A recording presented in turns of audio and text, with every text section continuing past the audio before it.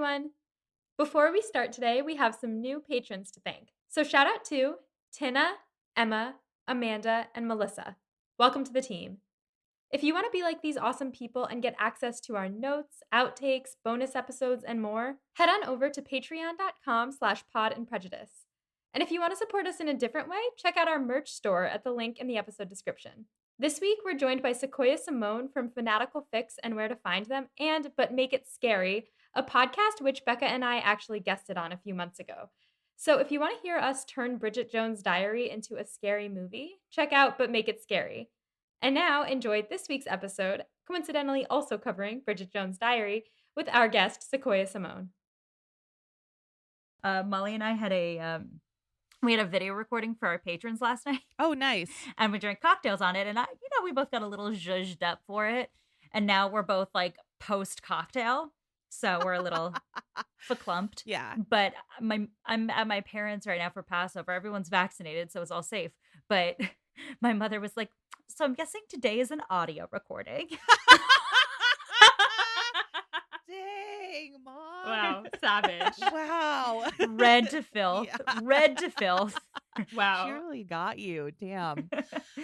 She's not wrong, but Wow, I am very excited to talk about Bridget Jones because now I've watched it, I think 4 times this month. Wow. A few times too many, I'd say.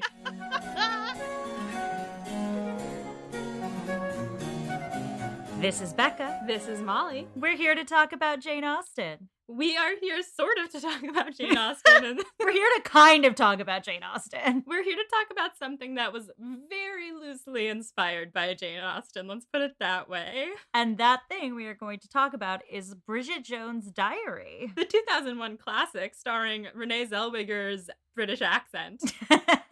And we are not discussing this alone today. We are here joined by the wonderful Sequoia. Say hi to the people, Sequoia. Hi to the people. Hello. Sequoia, do you want to tell our listeners a little bit about yourself, what you do in the podcasting world, and where they can hear you? Absolutely. I'm Sequoia Simone. I host 2 podcasts. I've got Fanatical Fics and Where to Find Them, a Harry Potter fan fiction podcast, which I co-host with one of my very best friends. And then I have a podcast called But Make It Scary, where I bring on guests and we take romantic movies and turn them into horror films. And if you were wondering what Bridget Jones might be like as a horror film, then you might want to hear me and Molly and Becca turn it into a horror film on But Make It Scary. That's a fun show. So I just, tool around on the internet doing ridiculous stuff. And I'm a huge Austen fan. I'm a huge fan of Pod and Prejudice patron. Everybody go join Patreon, Pod and Prejudice Patreon. Look at that plug. Yeah. And today, you can't really see it because it's hiding behind my microphone, but I am sporting my Obstinate Headstrong Girl necklace. Yes. That's wonderful. Amazing. We're so honored to have you on. We're big fans of your work as well. I mean, the idea of starting a podcast with a close friend to deconstruct certain classics. Who would have thunk it? Who would have thunk? Also, last night on our Patreon for our State and Pod Squad level patrons, we read some Jane Austen fan fiction aloud. So we're inspired by you in that way as well. And if listeners want to check that out, again, check out the Patreon, and the video is up there for you to see if you become a Pod Squad or a state level patron. And you can see me drunk struggle to read some grammatically incorrect content. Ooh. Yeah, we usually go through pretty heavy edits beforehand just to make some things readable, Yeah, that's smart. That's smart. Nope, we went fresh and live. Yeah, we were like, spoiler free. We, to stay true to the show, we were like, we're not going to read it in advance. We're just going to cycle through. Each of us reads a chapter. And we had no idea what we were getting into. And we didn't finish. We read for like 2 hours. Oh, yes. And we got through 3 chapters. We were like, all right, we'll do this next month. We'll finish it up. But speaking of fan fiction, before we go there, Sequoia, whenever we have guests on the podcast, we usually ask them a few questions about their relationship with Jane Austen, starting with the question, What is your relationship to Jane Austen? Excellent. Good question. Good question. I am a huge Jane Austen fan. I am like, as a human being, I am hyper romantic. I I don't know if that's a term other people use, but it's a term that I use all the time. I'm hyper romantic, and I love romance bullshit. So like any movie, any TV show, it's why I love fan fiction. I love that fluffy stuff. So I love Jane Austen a lot. I love the plots. I love all the adaptations. And yeah, I think my introduction to Jane Austen was Pride and Prejudice. I read it in high school. It was my first Jane Austen, and then I was hooked from there. That is an excellent origin story for Jane Austen, especially Pride and Prejudice in high school is just one of those moments where you're like, oh, I get it. Exactly. So, what's your favorite work of Jane Austen? That can be an adaptation, one of her books, a particularly great piece of fan fiction. I think it's got to be the 1995 Pride and Prejudice, Colin Firth. Yeah. I mean, it's hard to beat that, especially because okay, so I watch it probably once a month. That is not an exaggeration. Oh my gosh. Listen, that's goals. That's goals that I aspire to. I've been thinking about that a lot lately, and I really want to get back on my game of watching it over and over. Oh, I love that. I love that. That is a phenomenal thing to rewatch. Yeah, I mean, often it's like on in the background while I'm like working or doing the dishes or something else, but it like calms me. It calms me. Oh, I love that.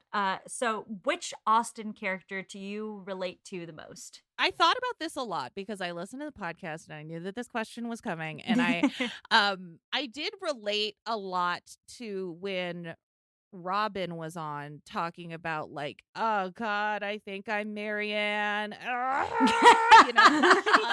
I related to that a whole lot. But I do think that like at my core, I am Lizzie Bennet because I am incredibly stubborn and really, really, really protective of my family and my really close friends that are like my family. And I am really, really picky about the people that I bring romantically into my life. That's a very good trait, an underrated trait, I would say. Yeah. Being picky in romance I think it's a positive, honestly. Oh yeah, definitely. And so at this point, I've read 9 chapters of Sense and Sensibility, and I can say wholeheartedly that I also related to "Oh no, I'm Marianne." Oh, no, no. For me, it's less of an "oh no" for me and more of a "I'm definitely Marianne," and I'm honestly proud of it at this point. But we'll see how I feel later on in the book. Yeah, yeah. But I really like that way of relating to Lizzie, especially because you started out by saying that you really love any romantic bullshit. I think that's Lizzie Bennet. The wonderful thing about Lizzie Bennet is that she is sharp-witted, picky, and hot-tempered, shall we say, with certain people in her life. But she's also a slut for the romance as well. Yeah. That's like very baked into the book. Exactly.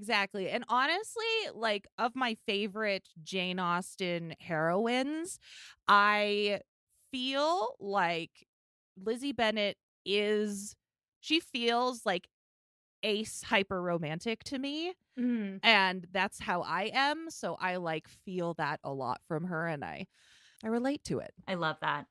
So last question before we go on to discuss Bridget Jones' Diary. Do you have any real Austen hot takes that are not spoiler heavy for Molly? I like Northanger Abbey, and everybody hates Northanger Abbey. The funny thing about Northanger Abbey is like I feel like it's so horny, which usually would turn me off of something pretty immediately, but like it is just like the most hilariously innocently sweet horny thing, and I just think it's hilarious. Oh my God. There's a movie adaptation with Felicity Jones in it. And it's very good. And I don't know why, like a lot of Austen people haven't seen it and are just like, no, I hate Northanger Abbey. Yeah, Northanger Abbey is like my Austen blind spot. So like when we get there on the podcast, we're gonna figure out how to structure our podcast. Mhm. Yeah, Mhm. maybe we'll have to bring guests on who have read the book. I will absolutely come back for Northanger Abbey to be the one person, the one stan. I'm into it. I'm into it. All right. This is a very fitting episode for you to be on the podcast for because Bridget Jones' Diary is kind of AU Pride and Prejudice fan fiction. So the book is written, Bridget Jones' Diary is based on a book. Which I did not know. I absolutely did not know before coming on your podcast, Sequoia. I was like, what? It's based on a book by Helen Fielding. And the book apparently grew out of Helen Fielding's anonymous column for The Independent, apparently. Huh. Like, she kind of had a Carrie Bradshaw thing going on in the UK. Oh, that's intriguing. Oh, so the book is British. Oh, yeah, the book is super British, which is why people were, like, initially really mad that Renee Zellweger was cast as Bridget Jones. I'm still mad about Yeah. it. I was going through all these fun facts about Bridget Jones' Diary, and a lot of them are focused on how intense Renee Zellweger was in learning her British accent, and I'm like, that was the result? But regardless, as Molly noted, the screenplay writing team is exactly the team you would expect on a movie like this, because Helen Fielding, who wrote the book, was one of the screenwriters. Andrew Davies, who wrote the 2005 Pride and Prejudice script. 1995. 1995. Oh. Sorry, 1995 Pride and Prejudice. Yes. Worked on the script. And Richard Curtis, who is the mastermind behind like the entirety of British rom-coms in the 90s and 2000s, was also a writer on the script. Nice. So it's exactly like this is the brainchild of a fanfic writer, Pride and Prejudice stan, and a rom-com writer. And they did a great job. I think that their collaboration on this, the screenplay is actually quite good, and I think that it's like a perfect rom-com, you know, like you watch it and you don't have to think too hard and you're like, all right, that had all the elements that I was looking for. So I think they did a great job. Some other fun facts, Bingley from the 1995, played by Crispin Bonham Carter, is also in this film as a person who works at Pemberley Press. And he's in 2 scenes, and it brings me such joy, as well as the rest of the cast of Harry Potter is in this film. Yeah. as well. Madame Pomfrey and Taurus Slughorn having a really dysfunctional marriage. I love it. It's so funny because I didn't immediately recognize Madame Pomfrey. Yeah, me either. I was like, she looks really familiar. I'm gonna look this woman up. And then I was like, oh my gosh. You know what? She has the range. Yeah. Let's say. She does.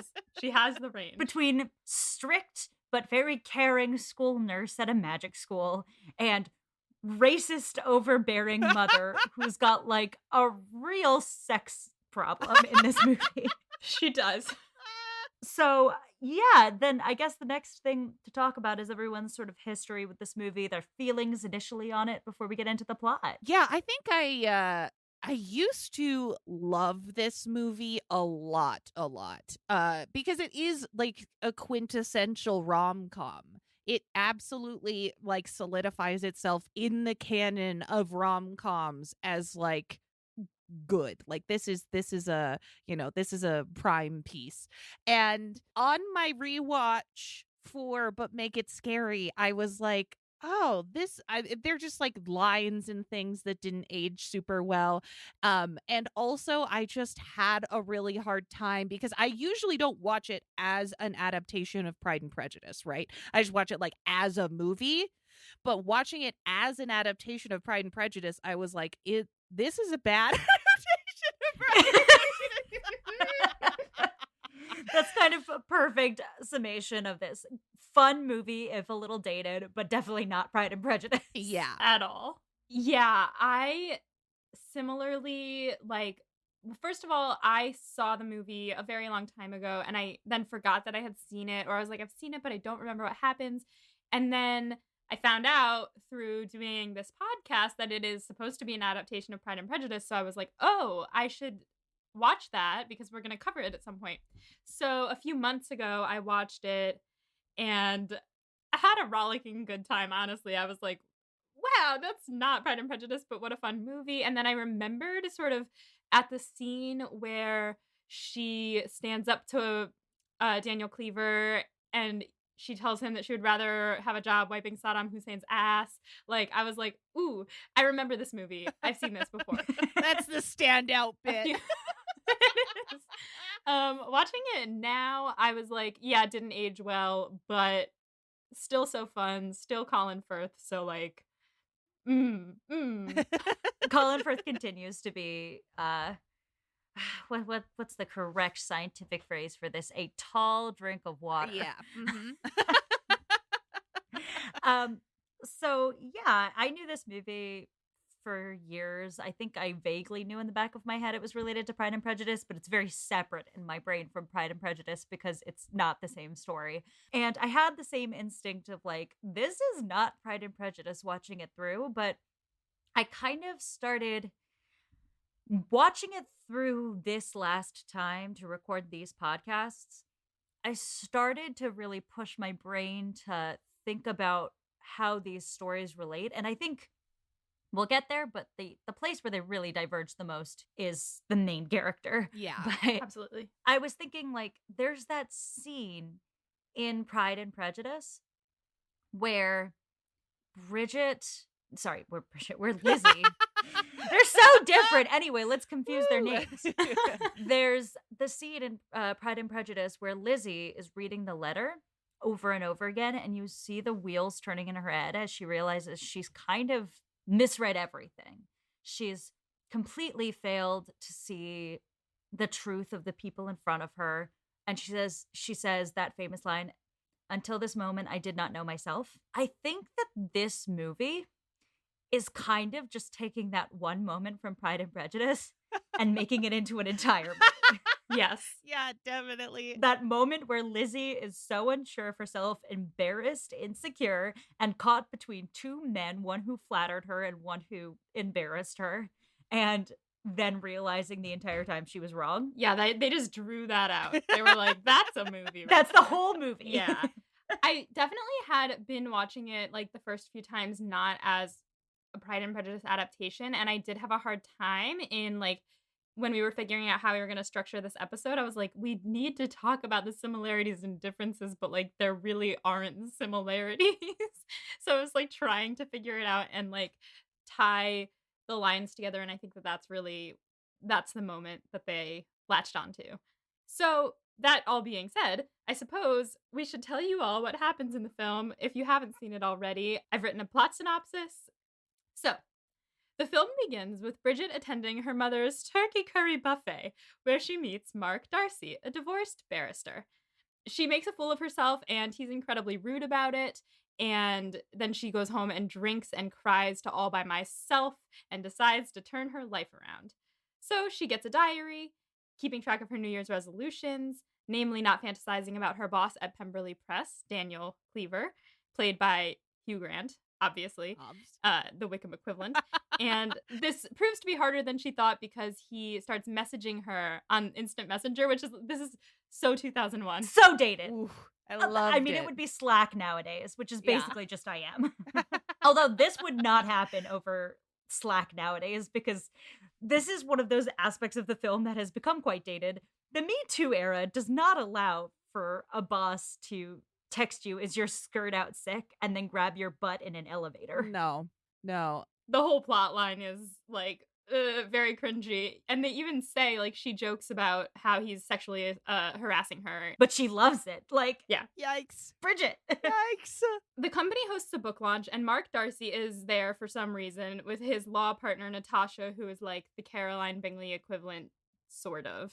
He and Daniel notice each other from across the room in the classic Darcy Wickham awkward stare down scene. And then Bridget gives a disastrous speech, and Mark afterwards looks like he might try to comfort her, but then Daniel sweeps in and brings her away to dinner, at which dinner Daniel tells Bridget that Darcy slept with his fiancé, and he and Bridget begin stripping. Meanwhile, Bridget finds out that her parents, played by Horace Slughorn and Madame Pomfrey, are having marital problems. Her mom goes to work with Julian, who is a jeweler, and they start dating even though he is gay, and Bridget's dad is distraught. Wait, yeah, we need to go back to this. This is a very queer-coded character. Yes. Super. Again, this movie is dated in its portrayal of LGBT people. Yeah, the best friend definitely and Julian are the two big ones. She does call her best friend a poof, I think twice. Yeah. And I'm not sure that that's a term that you are allowed to use anymore. No, I don't think so. I think that it's at this time was meant lovingly, but did not age well. Yeah. Yeah, it has a certain cringy 40-something woman who's all her besties are gay. Yeah. Yeah, and they're like her city family. So like if you're going to have like a diverse city family in in 2001 in London, it's 3 white people and one of them's gay. I'm really glad that you said that it was a diverse city family, because in context of this film, there are exactly 2 people of color ever on screen. Who? I literally I don't even remember. They're just in background characters in crowd scenes. Oh, great. So nobody would. Oh, you know what? At one point in time, Mark Darcy is defending a person of color in court. Oh yeah, who doesn't speak. You're right. At all. Does not have a line. He doesn't have any lines. Nope. Mm-mm. Yeah, so that didn't age well. Julian being kind of the villain of the film, but he's not the villain of the film. Obviously, Daniel Cleaver is the villain of the film, but Julian isn't great. And he's like one of the only queer-coded characters in the film. Not great either. So they start dating, meaning Bridget and Daniel. Daniel takes her on a mini break where they, Darcy and Natasha, are the only 3 at the hotel not there for a wedding party. So they're supposed to be attending her family's Tarts and Vickers party together, but Daniel leaves before the party. Bridget arrives dressed as a bunny, but nobody told her that the theme had been canceled. So she's embarrassed, obviously. I'm just thinking about how weird a Tarts and Vickers party is as a concept. Yeah. They also vaguely imply that her uncle didn't tell her on purpose, so she'd dress up all revealed because her uncle's a perv. Yeah, gross. That wasn't vaguely implied. I'd say that was the whole point. But then he didn't tell her dad either, so I don't know what the point of that was. Yeah, that's true. That's true. And one of her aunts is also, that's one of my favorite moments, is when Auntie Shirley comes out from behind a bush and she's dressed as a tart. It's like the aunt who's like, "Ah, yes, you didn't get the message about the theme changing either." And she's just in the tartish outfit. Yeah, it's a great moment. A great moment. When Bridget gets back home from the party, she finds that Daniel has been cheating on her with Laura from New York. This is when Bridget decides to really take control of her life, and there's a montage set to I'm Every Woman where she throws out all of her alcohol and books about how to get men. Actually, I wasn't clear on this. Does she drink all the alcohol, or does she throw it out? I think she throws it out. I think she throws it out, yeah. Maybe she drinks it and then throws out the empty bottles that served as a reminder. Yeah.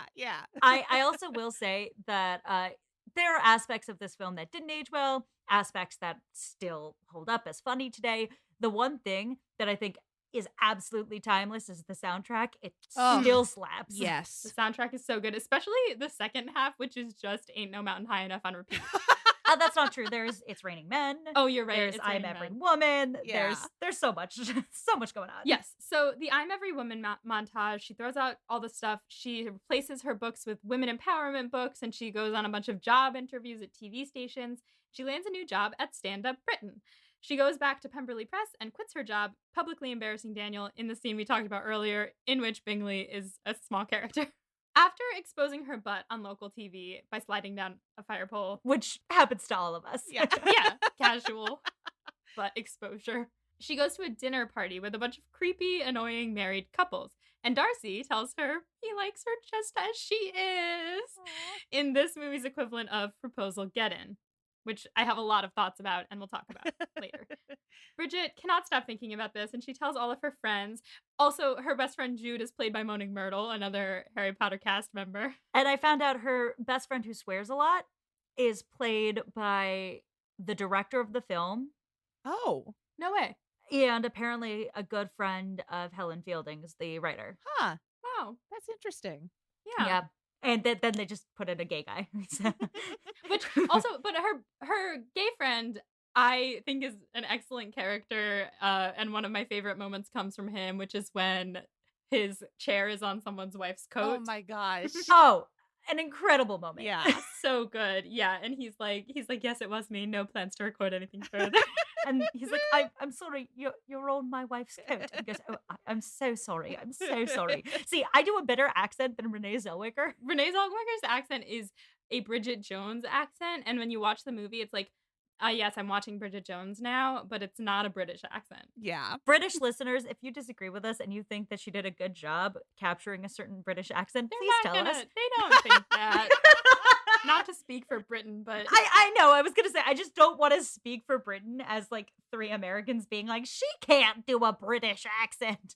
If a bunch of British people are like, actually, she did better than most Americans do, or something like that. Yeah, I mean, the bar is low. The bar is on the floor. Yeah, it's so unfair. They do such a good job imitating us, and we do a terrible job imitating them. Yeah. mm-hmm. I mean, but here's the thing, though. I will say, this is a total side note, but Little Women, Emma Watson, I'm sorry, love you, Emma Watson, but... Oh, she can't do an American accent. She's played an American so many times, and every single time I'm like, why do they keep letting her do this? Yeah, it's distracting. I actually thought she was quite good in Little Women. This is a hot take, but I think it's the first time Emma Watson has been properly cast in something. Wow. Yeah. Man, I don't know. I thought that she was the weak link in Little Women. I mean, that's not fair, though. Everyone was so strong in that movie. Yeah. Yeah, it's true. Yeah, a weak link of a strong chain. But, I mean, yeah, like, she's got so much grace, and she's got so much, like, gentleness to her, and I personally wanted Hermione to be a bit of a neurotic disaster, but that's me. Mhm. Anyway, her American accent in that is terrible. Yes. Back to a British film. So Bridget is assigned a very important case, the Agani Heaney case, and while she's there, she runs into Darcy, who gets her an exclusive interview. After the interview, he comes by to congratulate her on the interview, and it's the same night she's cooking a birthday dinner for all her friends. It's her birthday, but she's cooking for her friends. She accidentally makes blue soup, iconically, so Darcy decides to help her cook. They're going to make omelets. After dinner, Daniel shows up, and he tries to get back together with Bridget. Then he and Darcy fight through the streets, set to It's Raining Men. Darcy punches him in the face, he falls down, and afterwards, Bridget yells at him, Darcy, saying, "What's wrong with you?" But then when Daniel tries to get back with her, she turns him down. I would say this is a moment of the film in earnest that aged very nicely. Yeah. It's really like a great scene. Oh, when they all stop to sing Happy Birthday in the middle of the fight. Chef's kiss. This is very good. Very good. I was also specifically talking about like Bridget is like, what's wrong with you, to Colin Firth's character, and he walks away. And then Hugh Grant's like, come on, like, if I can't make it with you, I can't make it with anyone. And she just goes, no, that's not good enough for me, and walks away from him. She says, I'm looking for something more extraordinary than that. Yeah. Love it. So time passes, and it's Christmas Eve, and Bridget's mom comes back, and she and the dad get back together in a very sweet scene. It's the next day, it's Darcy's parents' Ruby wedding party. Before the party, Bridget finds out that Daniel actually stole Mark's wife, and she's like, gotta get there. And she speeds them to the party set to Ain't No Mountain High Enough. And she arrives. She tells Mark how she feels about him, only to discover that he is moving to New York with Natasha. So she's sad. She sinks into a downward spiral. To help her get over Mark, her friends come over and try to take her to Paris for the weekend. But Darcy comes back just as she's about to get in the car, and she goes upstairs to change. They have this like moment they're about to make out, but then Darcy finds her diary where she talks shit about him, and he says, right, and he leaves. And she is like, oh no, I gotta go. She is naked. She's wearing underwear and a sweater, and she runs through the streets to find him, and she finds him coming out of a bookstore, and she says the diaries are just fodder for crap, you know, and he says, I know, I wanted to get you a new one, fresh start perhaps. And then they kiss, and that is the end of the film. No, that's not the end of the film. There's a moment where they kiss. She pulls away and she goes, nice guys don't kiss like that. Yeah. And he goes, oh yes, they fucking do. Listen, I wasn't gonna say it because that's my favorite part of the film, but we can just say it now. It's so good. It's so good. And just the way he says it, oh yes, they fucking do. Oh my god. Colin Firth. Ugh. Colin Firth. Pour one out. Moment. Reverent bow. All right, that was impressive, Molly. Thank you. Normally what we do, as you know, Sequoia, and our listeners know, but I'll say it anyway. Normally what we do is the whole episode is us going through, picking apart moment by moment. And we thought that with this movie, it'd be best to focus on the things that tie it to Pride and Prejudice and how it diverges. So I wanted to get the plot out there as fast as I could. And it was 2 pages, but here we did it anyway. So. All right. Are we ready to chat some Pride and Prejudice with Bridget Jones' Diary? Ooh. Let's do it. So I guess the way we're going to do this is we have a couple picked out things that are either really similar or really different between the two pieces of art. I don't know why media. We can call it art. You can call it media. Media, pop culture, literature. So the first one, the most obvious, I think, is the Darcy Wickham plotline, which is basically the whole movie. Yes. It's like you said, they took that one part where Lizzie was torn between the two of them and they stretched it out. They made Wickham more of a character. I mean, in removing Lydia, they made Wickham's sole purpose be to be a foil to Darcy, which, like, in the book, obviously, there's more of a plot line there. But they still kept the idea that Wickham / Hugh Grant did something really bad that, like, is embarrassing for Darcy in a way that he's not talking about publicly.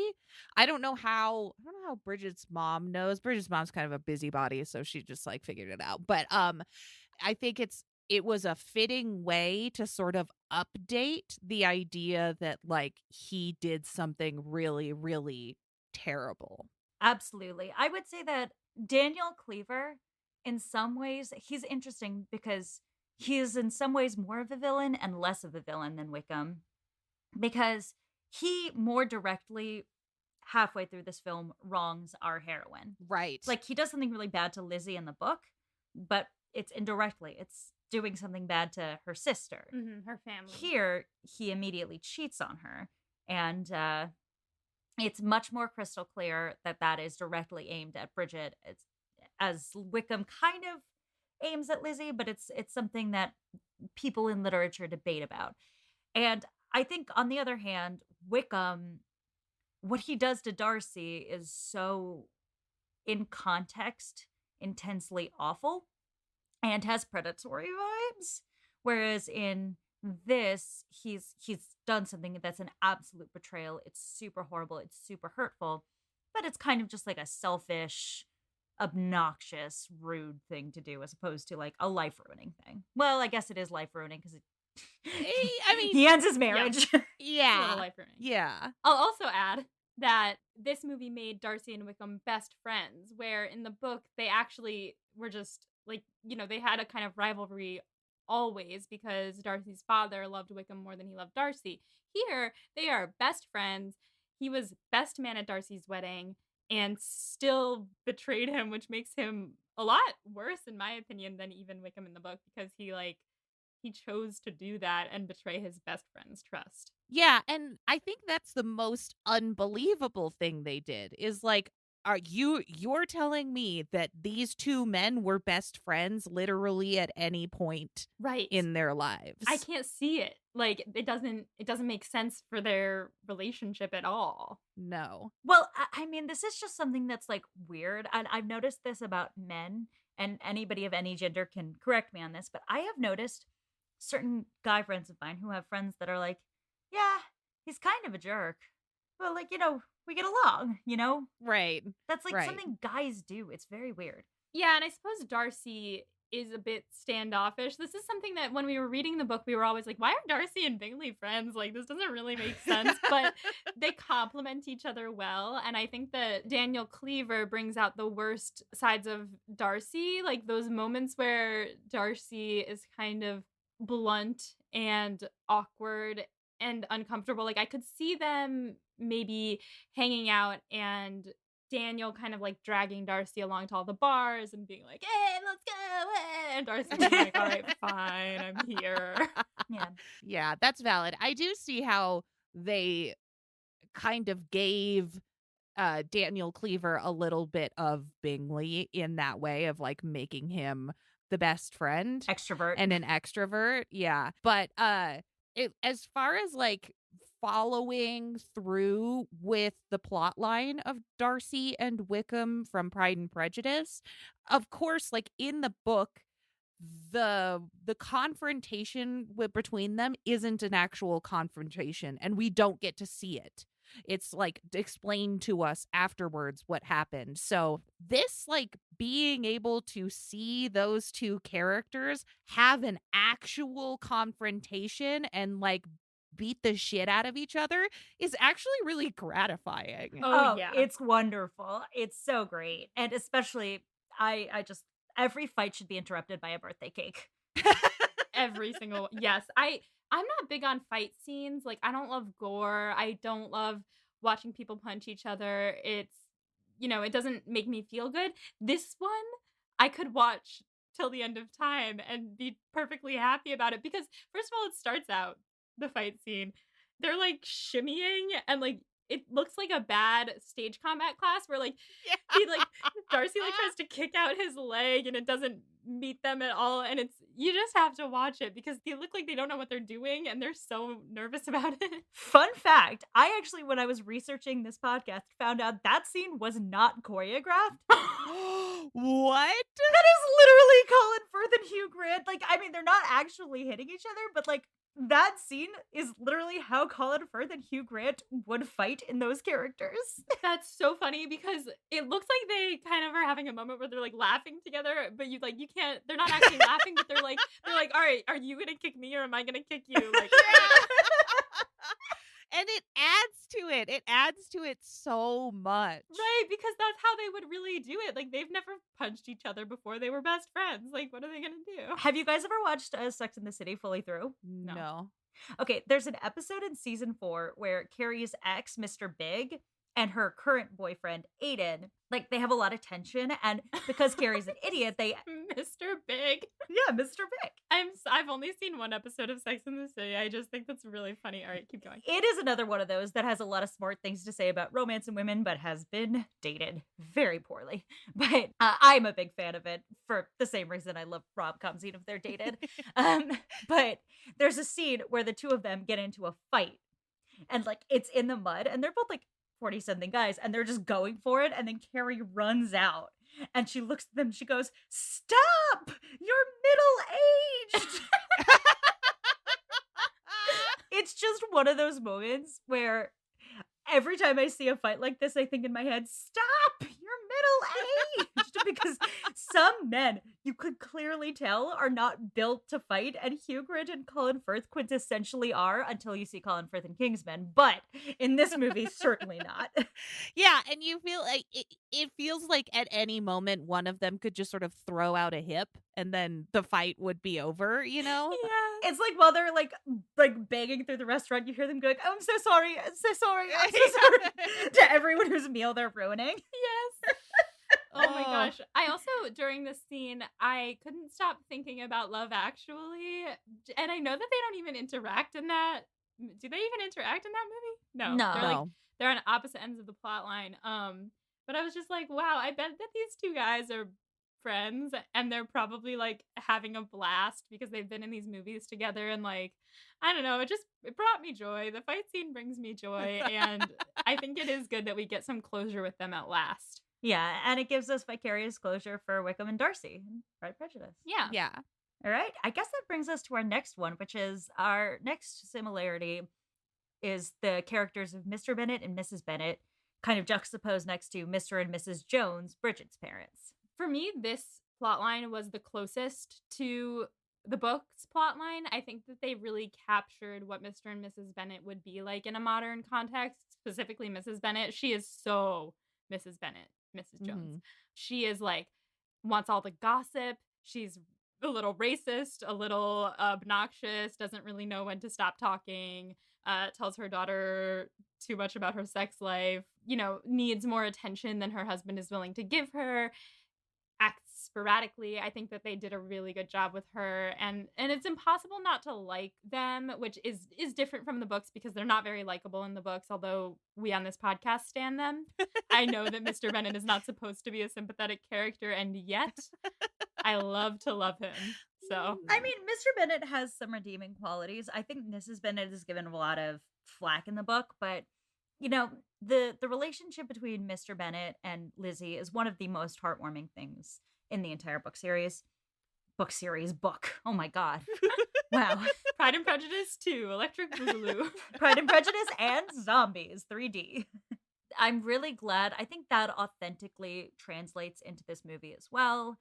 You see the relationship between Bridget and her dad is one that is quite close and sort of making fun of her mother.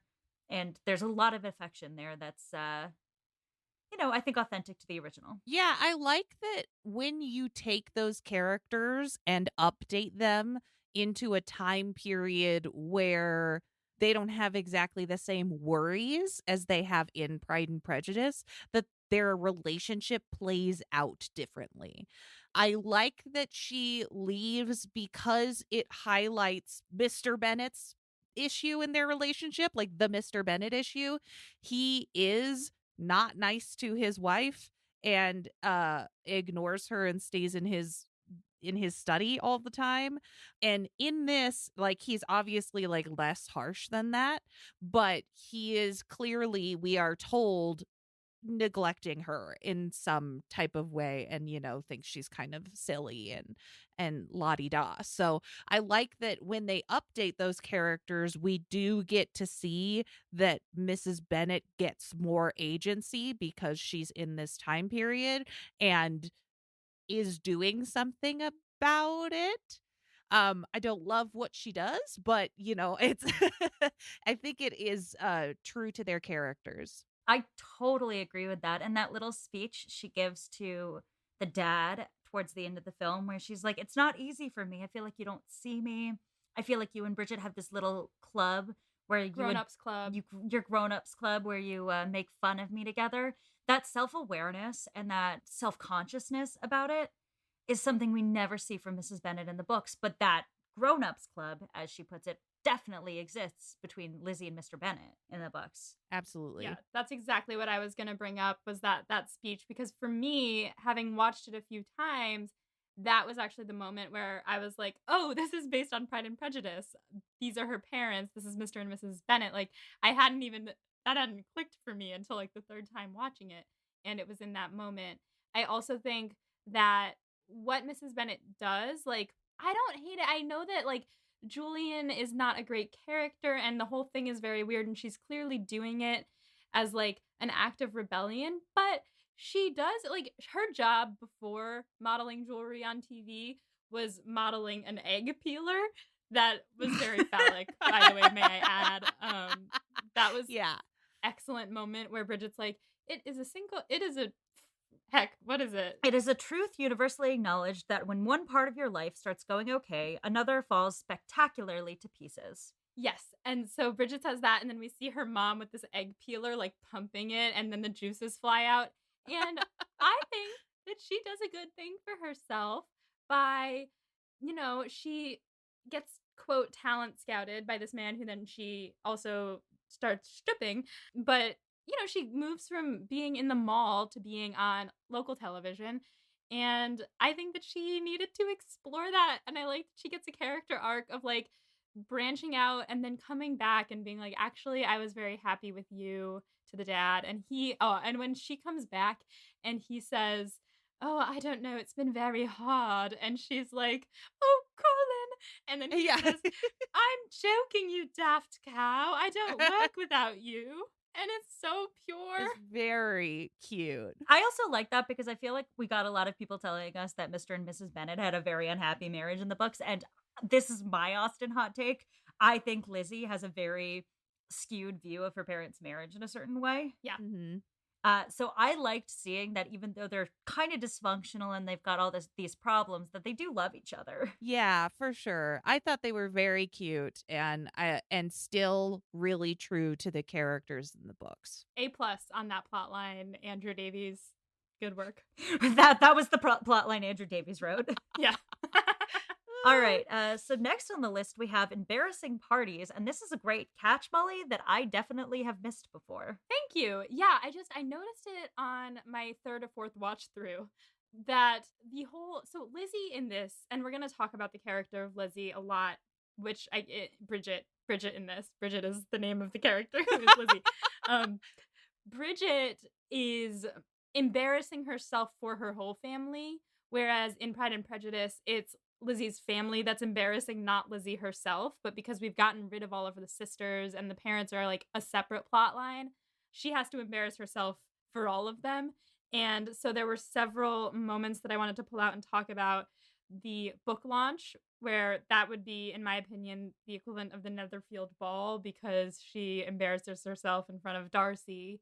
Though he didn't seem too put out about it. He was more rude to her in the first one. Yeah. Yeah, they have to have like the device of Darcy being endeared to her being embarrassing, because that's part of like, if she's going to be the one doing embarrassing things, then he has to fall in love with the girl doing embarrassing things, you know?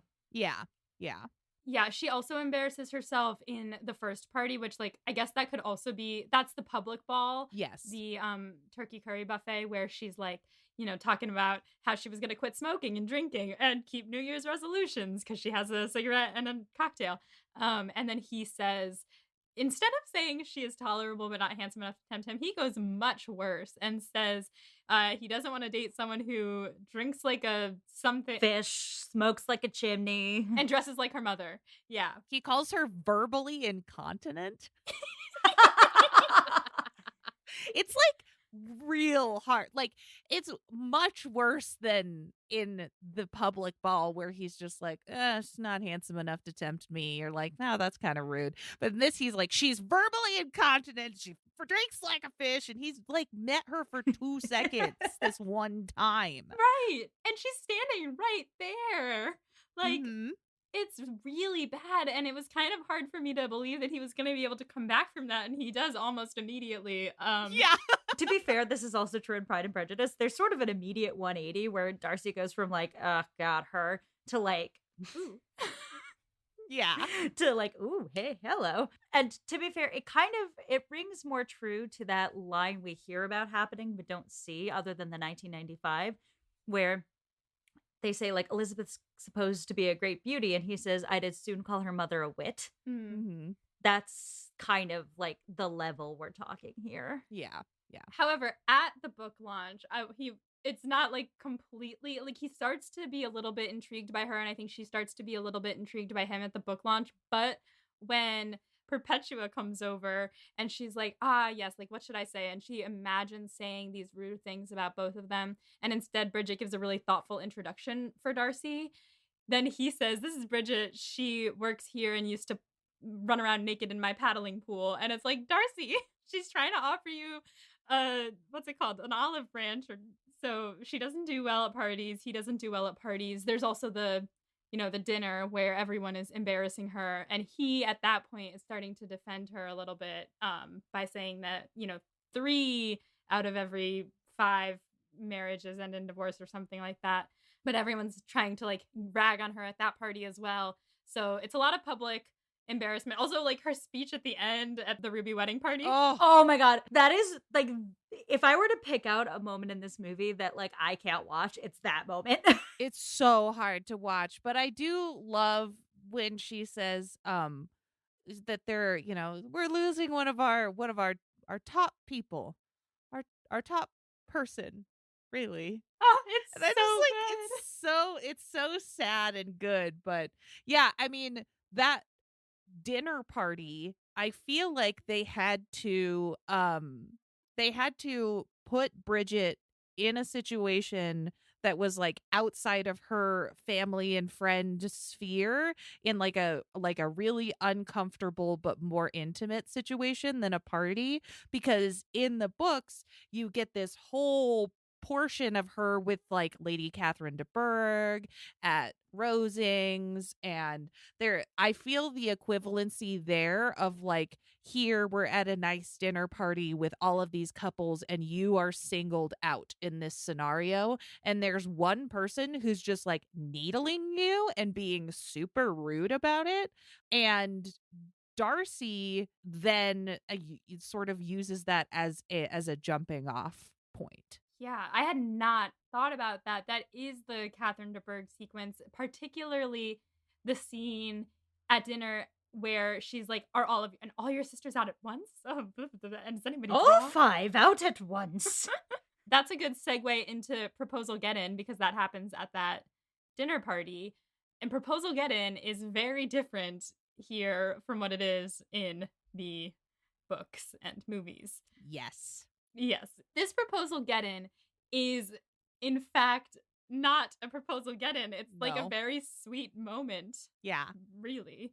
He comes out to her and he tries to say that she's like, you must hate me. And he's like, I don't hate you. I think that there are elements of the ridiculous about you. I think that you don't really know when to shut up. And he lists all of the things that are bad about her, which is what he does in Proposal Get In. But then he says, I think what I'm trying to say is, despite appearances, I like you very much. And then she says, you mean if I drank less and dressed better and lost weight and blah, blah, blah, blah. And he was like, no, I like you very much just as you are.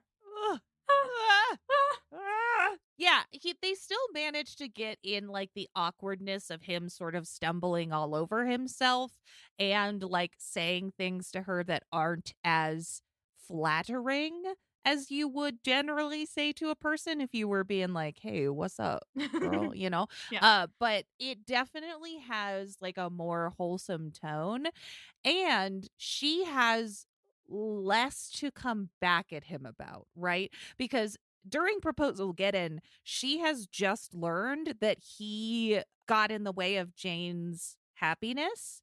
And that is like, she's riding into that conversation on that emotion and then doubles down on that with the Wickham stuff.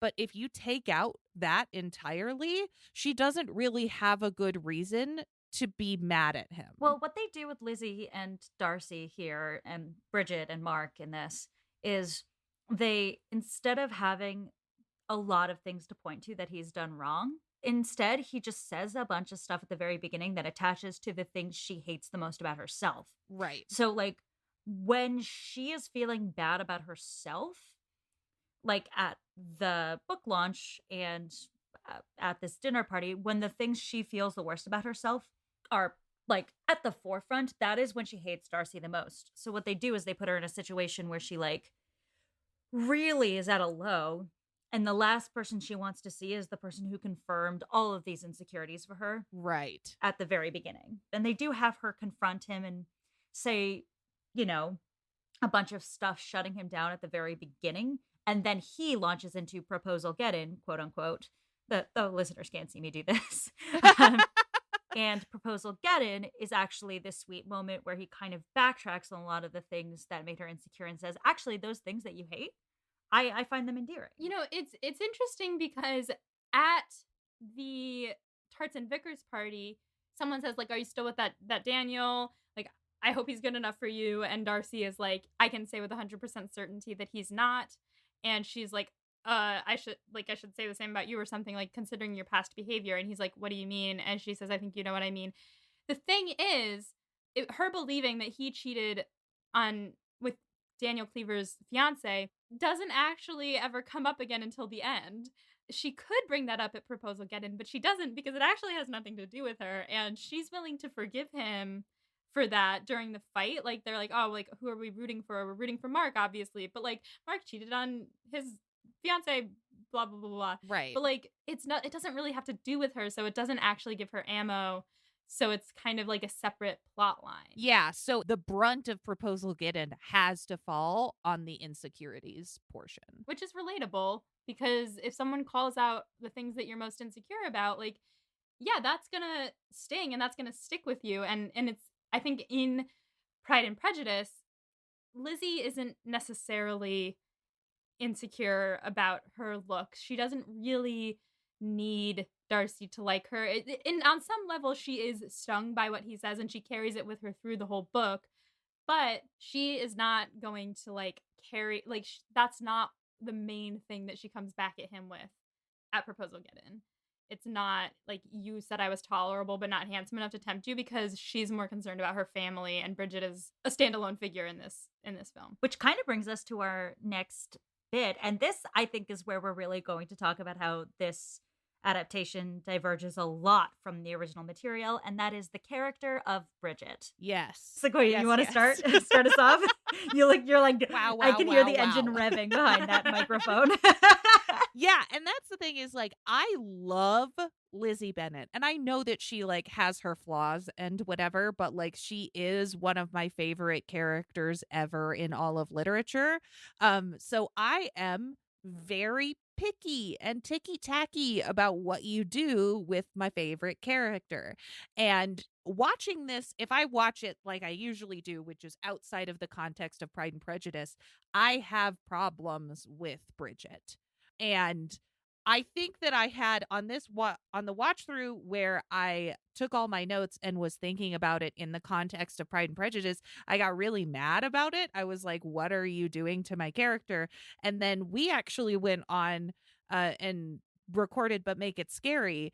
And I think Becca, you said something about like how Bridget, because I have a problem with like all of the like self what am I trying to say? Deprecation.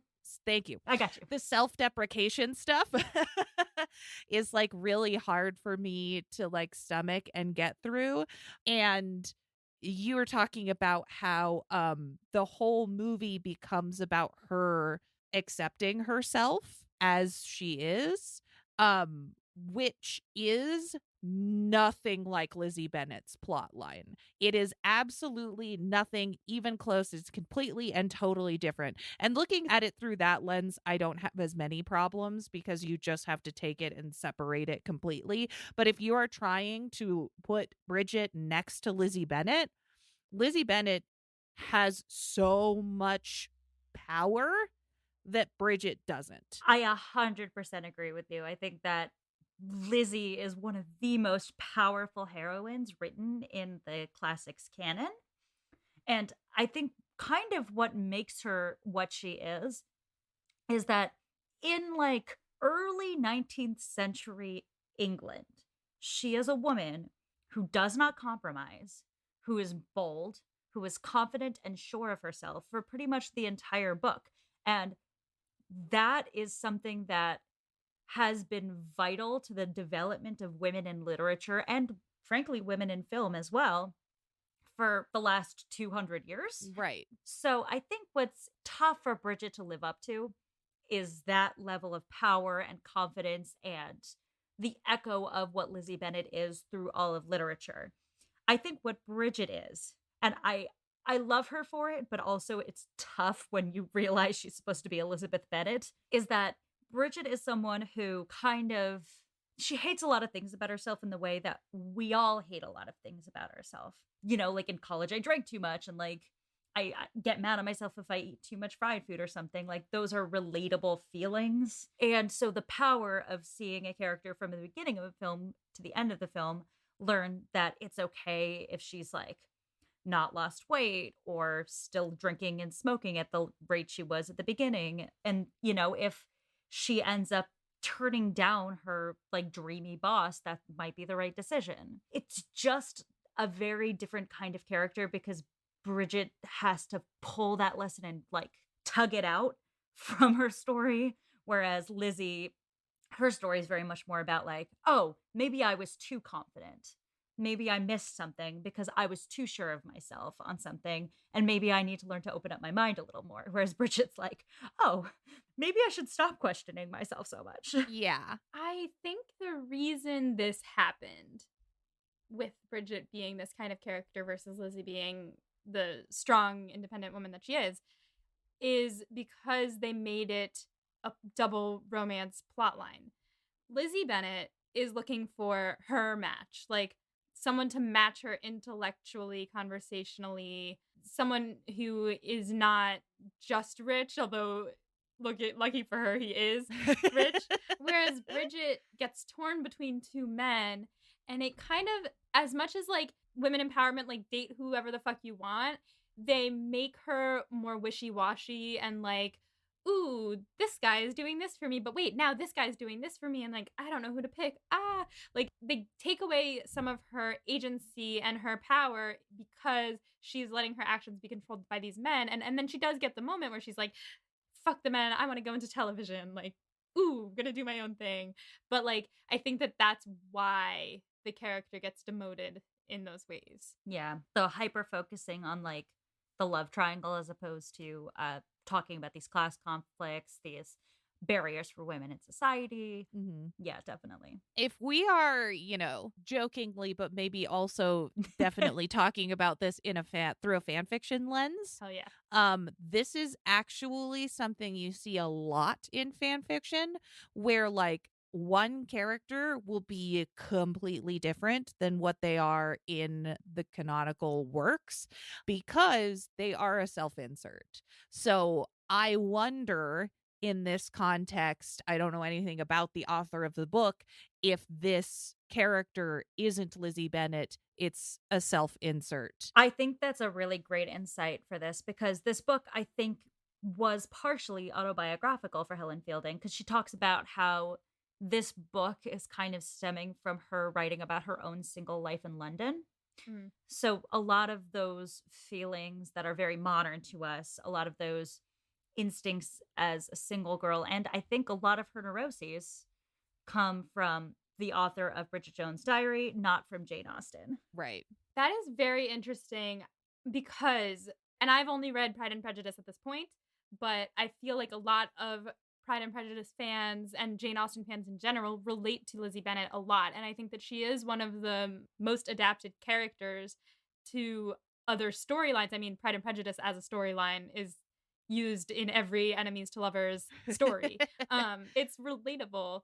I think people see themselves in Lizzie, but in the same way that like the 2005 Pride and Prejudice pulled out the awkwardness of Darcy and made that his thing, people pull out certain elements of Lizzie and make that their thing. And I think it's easy to like warp the characters while keeping their purpose in the story, but warp the characters to fit whatever kind of mold you want them to fit. Honestly, I think the two most on brand for who they are in the books characters we have are Wickham and Mrs. Bennet. Yeah. And it's because they're the two most outrageous characters in Pride and Prejudice, so they glean the most modern day comedy. Yeah. That actually brings us to our final listed similarity or difference. And I think this is going back to something that's a little similar, but obviously has different connotations. And that is the theme of marriage in both stories. We start Pride and Prejudice with, "It is a truth universally acknowledged that a single man in possession of a good fortune must be in want of a wife." But yeah. But I think that the themes of singledom and marriage resonate through Bridget Jones' Diary as much as they resonate through Pride and Prejudice, which is impressive because this is a book that was published in like 1813, and this movie came out in 2001, nearly 200 years later, and women are still trapped as much in the need to find a man, not as economically as they used to be, but still the societal expectations persist to the point where it felt natural in 2001 to have a story about a woman who was, 32, like, and her whole life is about finding a boyfriend. Yeah, I mean, this movie opens with her saying, "It began on New Year's Day on my 32nd year of being single." And I think Pride and Prejudice does a pretty good job of like, Lizzie is not super concerned about her singledom in Pride and Prejudice. And I think that in order to translate the theme of marriage into a modern day context, you have to make her also concerned about it because there aren't as many outside factors to influence her to be concerned about it, if that makes sense. No, totally. Definitely. And I mean, removing the sisters is a big reason why she had to be concerned with it, because there are a lot of movies that came out in the early 2000s where it's like a younger sister feeling like, oh, like, I don't know, like 27 Dresses, like always a bridesmaid, never a bride. Like that's a thing that is done in modern cinema. But since she is alone and her friends are also all single, so actually like None of them are really concerned about it, but they are. The character that I think that's cut from the Pride and Prejudice that is kind of supplanted slightly into Bridget is Charlotte Lucas. Yes. Because Charlotte is not the most desirable wife because she's older, she's a little plainer, she's not 27. I know, I'm 27. And I'm scared. And I'm frightened. I have no money of my own. I'm already a burden on my parents. Iconic. But Charlotte Lucas is like this, quote, spinster. She's plain. She's not as bright and sparkly as Jane or Lizzie. And you can feel the palpable concern that leads her to marry Mr. Collins. And it's not unfounded. She actually really did need to make that match. And I think you have to take some of that. Bridget is 32, which is by no means a spinster age. But like, this movie was made 20 years ago, and people used to be very harsh on single women in their 30s. Yeah, as you can see, as they give us ample evidence. Yeah, the dinner party. Yeah, the dinner party and her mom. That's, they kept the Mrs. Bennet will not shut up about marrying off her children. And in this adaptation, she's just got one to hyper focus on. And she has a new guy trying to set her up at the turkey curry buffet every year. There's a new guy trying to, and they establish this theme of marriage right off the bat, which I think is important to keeping that thread throughout the story. And even when she's with Daniel Cleaver, Mr. Wickham, she talks about marriage, and she, like, in her little narration bits is like, oh, and now I'm imagining us getting married and living the white picket fence and blah, blah, blah. And you can see it in her mind as a goal. Yeah, absolutely. Jumping back a moment to the Charlotte Lucas being embedded in the character of Bridget, that's another thing. This is actually jumping back to the character of Bridget and not about marriage at all. But the whole thing about Pride and Prejudice, that Lizzie is hot and Jane is hot, and like that Charlotte Lucas is less hot, like she's their plain friend. Now, Renee Zellweger is hot, and it infuriates me to no end that she's my like, God. I weigh 140 pounds. I'm like, please shut up. Hush. Don't talk to me. Yeah. But like, if we take that at face value as like that she is unsatisfied with her appearance and her general state in life, that's like a huge difference. Again, Renee Zellweger is hot, and this movie is hugely fat phobic, and like the whole thing is not good, but like that being a plot line, first of all, trying to convince us that Renee Zellweger is not hot, but then like also making the Lizzie Bennet character feel like she's supposed to be frumpy.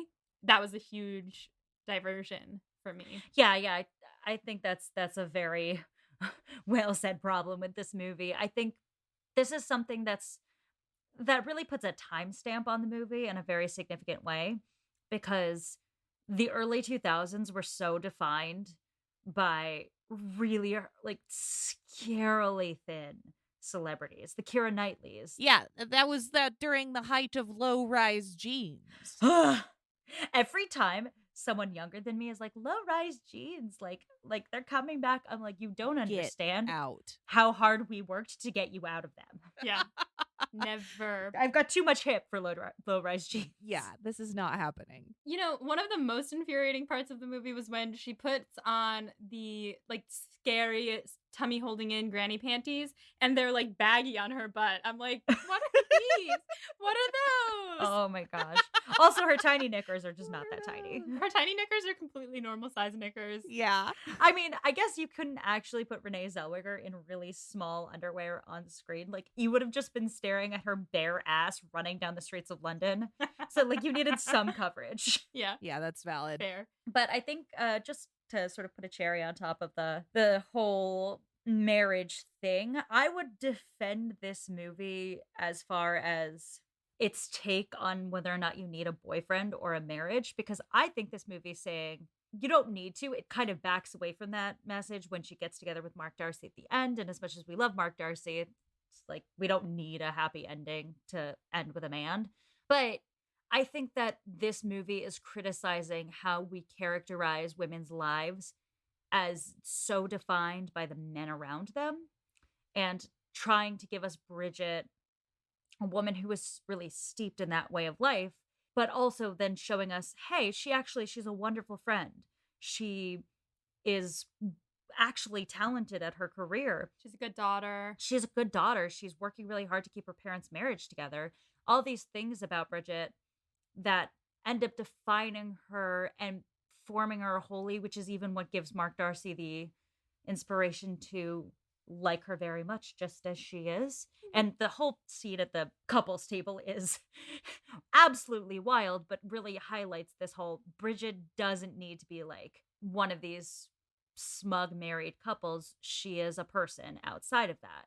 Mhm. And I think that's kind of what Jane Austen in her own time was trying to say about women being these fully formed characters that have to exist in the structure that forces them to marriage, Right. but that they are so much more than that. So, Yeah, I agree. I think that it all wraps up really nicely with her using Daniel's own line against him when he said, you know, we're people of a certain age, we're looking for something more extraordinary. And then he comes back and he's like, you're the only person I can get with. And she's like, I'm looking for something more extraordinary than that. I'm like, yeah. And she's willing to wait for it. She's not going to settle for this douchebag. Yeah. all right, I think that leads us to the end of this discussion of Bridget Jones' Diary, which of course ends with some Becca study questions. So we're going to go through our standbys here. So what is everyone's least favorite moment in the movie? For me, it was all of the racism. Yes. Yeah, if I had to pick out a specific instance, it's when they're in the elevator and Daniel grabs her ass while there's like another person there, and it's just like extremely awkward and non-consensual and creepy, and I hated it. Yeah. Made me cringe. Yep. Mhm. That stuff was all very awful. Agree with both your picks. I'm going to add one that just comes from a plot point of view. I just don't understand. Was Mark supposed to have gotten engaged and moved to New York and then given both of those up to date Bridget? Because All in 1 week. because I don't understand the mechanics of that plot device. They should not have put him with Natasha. It doesn't make sense that he'd be fighting in the streets for Bridget 1 week and then like engaged to Natasha the next. And then not again. Yeah. And like it none of it makes any sense. So that whole they should have just tugged that out. There was a different way to make Bridget feel awkward at that Christmas party and then also have him come back for her. It didn't need to be like he's suddenly engaged and moving to New York, but he's going to give that all up for Bridget. Yeah, Natasha actually didn't really serve a purpose in this movie. She's there to be Caroline Bingley. She's there to make Bridget feel inferior. It's not great. It's not done super well. Yeah. Yeah. All right, favorite moment. My favorite moment, I've already said I really loved the moment with the chair on the wife's coat, and then her friend is like, oh, and they all laugh at him. That was one of my favorite moments. Another favorite moment is when they're cooking dinner and the friends are about to arrive, and Darcy and Bridget are like stirring, and she says, oh, like we need to sieve the gravy, and he says, surely not, just stir it, Tuna. And they're like making fun of her mom in the first scene. That was chef's kiss. It was like so casually stuck in there and so adorable. Loved that. Absolutely. I love the fight scene. I gotta give it to the fight scene. Also excellent. Both wonderful moments. I have to say, just really quick side note, we didn't talk about it much, but the chemistry between Renee Zellweger and Colin Firth is actually really great in this movie. Yeah. And I think it kind of makes it. I'm going to add my favorite moment being the moment when she says to Daniel, what you're offering is not good enough for me. I'm looking for something more extraordinary, because I take that to be like the moment that kind of defines the film as getting rid of Daniel Cleavers in our lives. We all should. Yes. Hell yeah. Yes. All right. Best line delivery. I have several.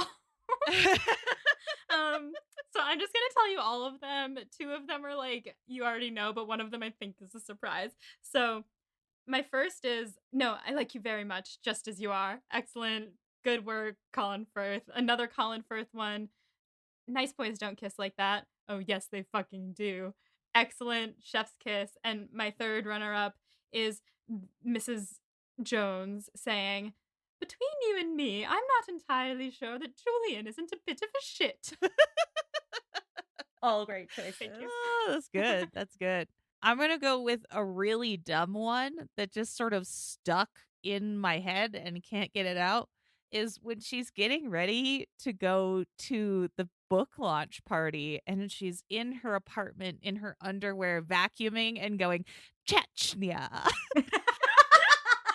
Chechnya. Excellent. Salmon. Oh, also, last fun fact I can drop here. Salman Rushdie is friends with the woman who wrote Bridget Jones' Diary, so that's how they got him to cameo in the film. Oh, that's funny. Love it. So I think that Oh Yes We Fucking Do is my favorite. I am going to add another really dumb one though, because it's when Bridget is out at dinner with Daniel, and she's sitting at the table and she's smoking, and she goes, "What's going on in Chechnya? It's really horrible, isn't it?" And he just goes, "Oh, couldn't give a fuck, Jones." Yeah. Oh my god, I didn't even realize that was a callback to what she was practicing with the vacuum. Yeah. Chechnya. Oh, really good. Ooh. So good. So good. So then who wins the movie? Well, I feel like I should say Bridget, but Colin Firth, like, really, for me, just really out Colin Firth himself in this. Yeah, I almost feel like it's a cop out to say Bridget, but I think Bridget won because she gained the power of self-love. She did. Yeah, I think both of those are great picks. I might have to give it to Colin Firth though, because "Oh Yes We Fucking Do" is one of the best lines in a rom-com. So Listen, actor-wise, Colin Firth wins. Character-wise, Bridget Jones wins. And we can all definitively say that Renee Zellweger's accent coach loses. Yes. Yes. Yeah. Absolutely. For sure. All right, that concludes this episode of Pod and Prejudice. Sequoia, thank you so much for joining us. Do you want to tell the people where they can find you? Absolutely. Thanks so much for having me. You can find me on Fanatical Fics and Where to Find Them, or on But Make It Scary anywhere pods are cast, or on social media at Fanatical Fics, at But Make It Scary, or at Sasquoia. Sasquoia. I love that. Love it. All right. Thanks so much for joining us, listeners. And until next time, stay proper. And find yourself someone who will make you blue soup. Wonderful. Pod and Prejudice is edited by Molly Burdick and audio produced by Graham Cook. Our show art is designed by Torrance Brown. Our show is transcribed by SpeechDocs Podcast Transcription. For transcripts and to learn more about our team, check out our website at podandprejudice.com. To keep up with the show, you can follow us on Twitter, Instagram, and Facebook at Pod and Prejudice. If you love what you hear, check out our Patreon at patreon.com/podandprejudice to see how you can support us, or just drop us a rating and a review wherever you listen to podcasts. Thanks for listening.